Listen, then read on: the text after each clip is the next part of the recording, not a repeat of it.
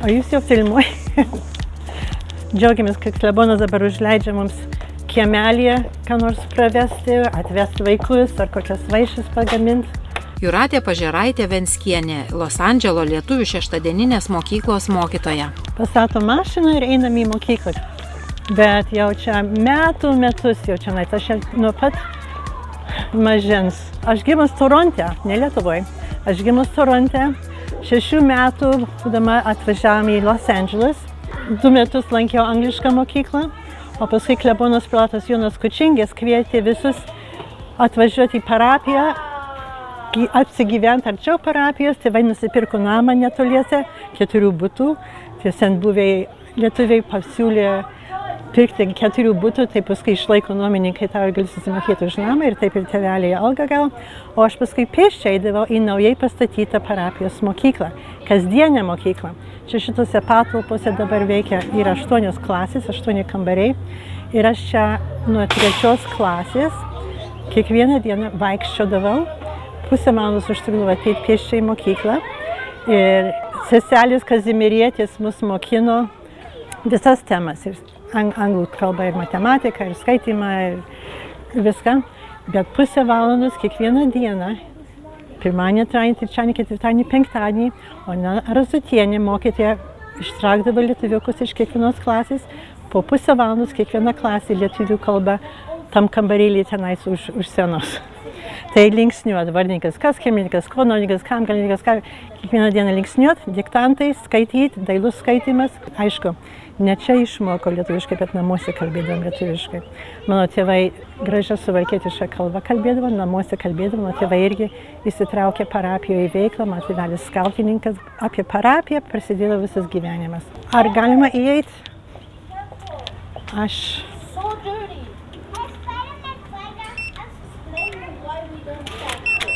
Kodas pasikeitęs. Aš negaliu įeiti. Čia dabar mokykla išnuomota prancūzam. Dabar kiekvieną dieną veikia prancūzų mažų vaikų pamokos. Tai... Is it possible? I'm Jūratė Venskus, Lithuanian. We're here from a Lithuanian filming group to show them the Lithuanian facilities, the school. Mes turim atstovauti Lietuvą. Mes turim kalbėti apie Lietuvą. Mes nesame vieningi prieš priešą, bet pradedam viens kitą erzinti. Amerikos lietuviai to get on board and do this to help Lietuva, Latvia, and Estija. And it's up to all of you who are living in freedom to help me. What are we going to do? O atsimenu namelį, tą gimtinį savo.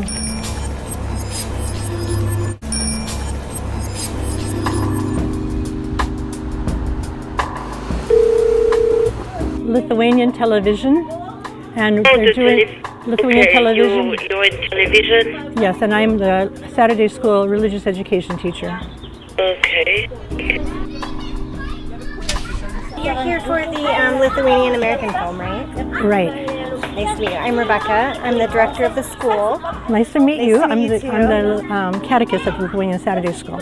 We're here Saturdays. I grew up here, and I know the facilities. I just wanted to kind of show them around where the classrooms Yeah, of course. And I know this is your space, so I never want you to feel like you're locked out. Sakė, čia mūsų vieta.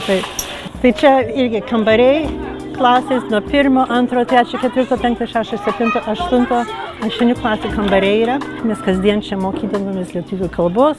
Mano dukra moka lietuviškai. Čia visi dabar maži vaikai. Čia prancūzų kalbos pamokas mokinasi. Gal prie tų stalų einam atsisės. Gerai. Mes šeštadieniai mokyklai dabar turim, šiuo metu turim 110 vaikų. 49 klebonas čia pirmas pradėjo mokyklą. Čia kampe buvo toks namelis mažas, šitos mokyklos dar nebuvo. Šitas pastatas buvo, kur dabar salė yra, buvo sena presbiterionų bažnyčia. Lietuviškoje mokykloje per visus jos gyvavimo metus mokėsi per 1200 mokinių, nuo darželio iki 12 klasės.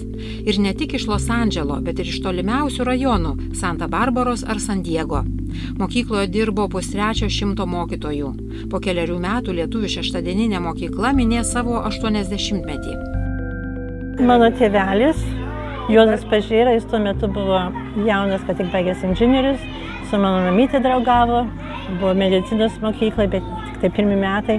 Tai su jo su šeima bėgo, pasitraukė į vakarus, Lietuvoje buvo jūrų skautas, paskui čionais pradėjo, kai 6 metų buvau, iš Toronto atvažiavome, mūsų atvežė ir mes čia pradėjome lankyti Švento Kazimiero parapiją.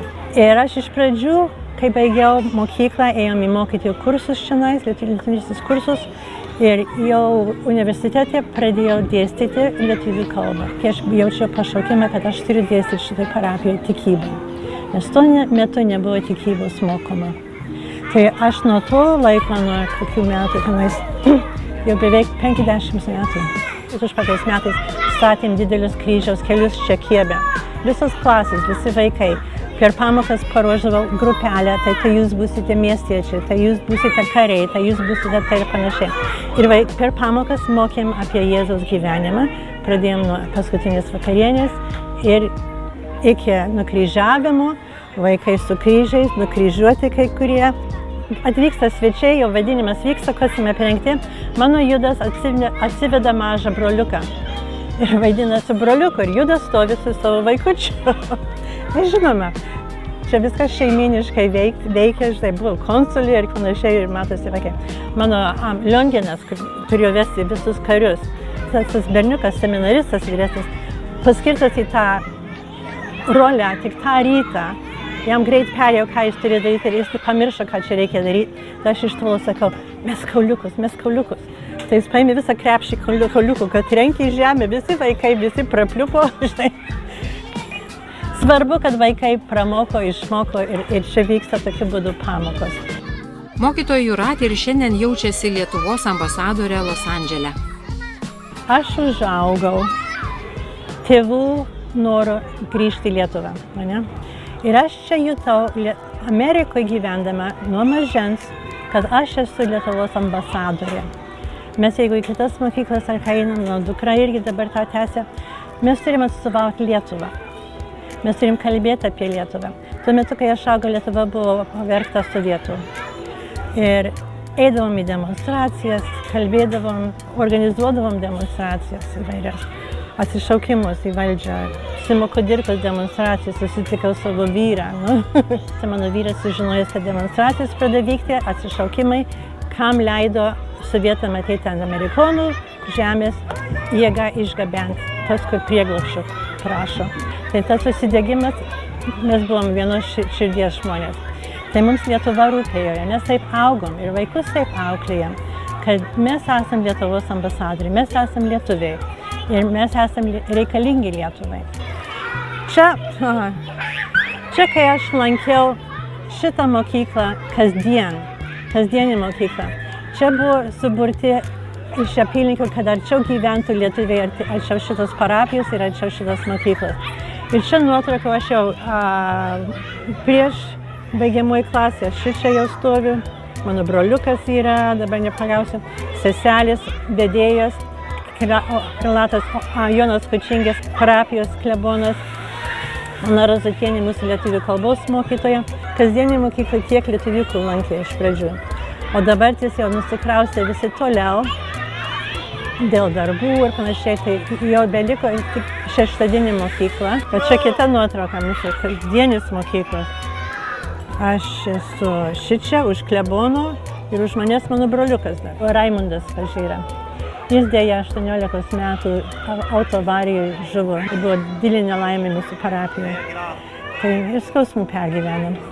Tai čia kasdienė mokykla. Ir mano dukra, Aušra Venskutė, ir mano vyras Juozas Venskus ir aš, mes buvom skautai. Ir mano dukra užaugus, kalbanti lietuviškai, jinai baigusi šeštadieninę mokyklą čionais, baigdama pažadėjo, aš grįšiu kada nors kaip mokytoja. Dabar jinai turi kūdikėlį ir jinai žada grįžti į mokyklą kaip mokytoja.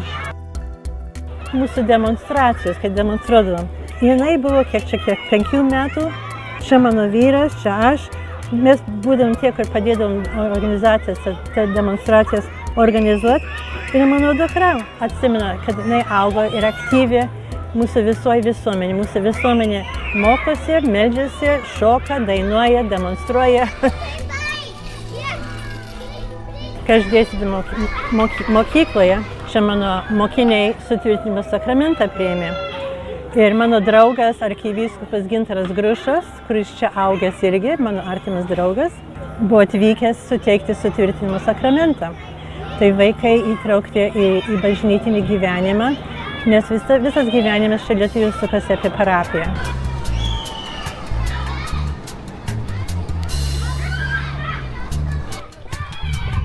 Su Jūrate užeikime į lietuvių mokyklos salę.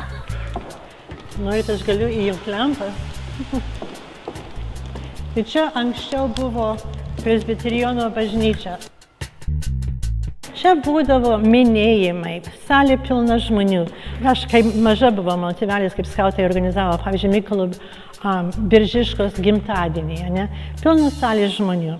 Bernardo Brazdžionio eilėraščiai, frontininkai, politiniai studijų savaitgaliai, susirinkdavo gyvos diskusijos, visokie prelegentai, vaidinimai. Atsimenu, pati vaidinusi, atsimenu, muziklose dainavom. Aš čigonų baronė buvau čigonė. Kostiumai ir mes dainavom hore. Tai dabar aš turiu pirmą anūką. Tai jam dainuoju, o atsimenu namelį, tą gimtinį savo, kur motulė prie lopšelio supdama liuliavo. Kai išklystų į pasaulį platų begalinį, atminimuose matyti supančią motulę, čiūčeliulę mažutėlį, auk greičiau užauki, ir dievulis, ir tėvynė tavęs jauno laukia. Čia yra be to Bernardo Brazdžionio eilės.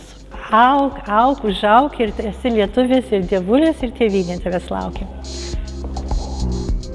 Daugiau nei 40 mečius mokyklai vadovauja Marytė Sandanavičiūtė Nefsom, anglų kalbos ir literatūros mokytoja. Jis sako, kad jų mokykla yra viena seniausių šeštadieninių lietuvių mokyklų Jungtinėse valstijose. Ir bene vienintelė šeštadieninė mokykla pasaulyje, nepertraukiamai veikianti ir turinti visas 12 klasių. Pasak jos, vaikai čia ateina ne tik išmokti lietuvių kalbos, pavalgyti lietuviškų valgių, bet ir suvokti lietuvybės prasmę. Kartais vaikams kyla ir tokių klausimų. Dabar, kai Lietuva yra laisva, ar dar privalome eiti į mokyklą šeštadieniais?